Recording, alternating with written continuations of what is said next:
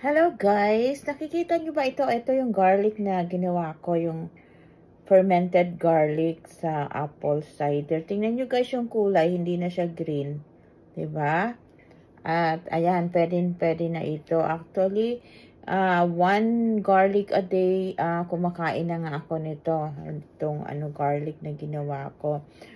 And maraming benefits itong garlic. So, Google nyo na lang. Pero ang main benefits nito ay kung mataas ang iyong high blood pressure, yan, makakapagpababa ito ng iyong blood pressure. Tapos, yung blood sugar mo rin, ma-maintain yung blood sugar level mo kung ikaw ay diabetic. Kaya ito, ako ay diabetic, kaya ito sinusubukan ko. At ayan, ang lasa nito ay para na siyang atsara, malutong. Tingnan nyo guys, isang garlic. Yan. May dahon-dahon pa nga, isang garlic, and then, ayan.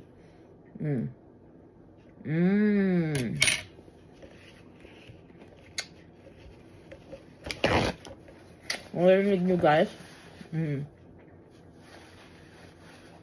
Yung tunog niya. Ang sarap. Hindi na siya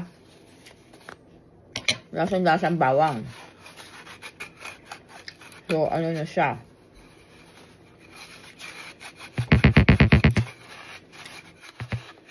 Mainam ito sa mga diabetes at saka high blood. So, yan. Try nyo rin gumawa nito, guys. Kaya panoorin nyo yung si Damais TV.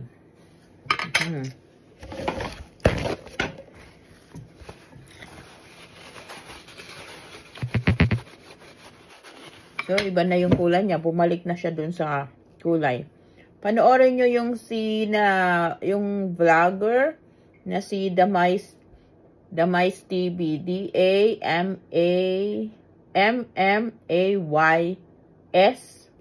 TV. Yan. Siya yung gumagawa nito sa kanya ko ginaya. So, ayan. Baka makatulong sa inyo pampababa ng inyong blood sugar level o kaya high blood pressure at marami pang benefits itong bawang or garlic. So, ayan. Akin lang pinupunasan ito. Dahil yan. Yan na. So, diba?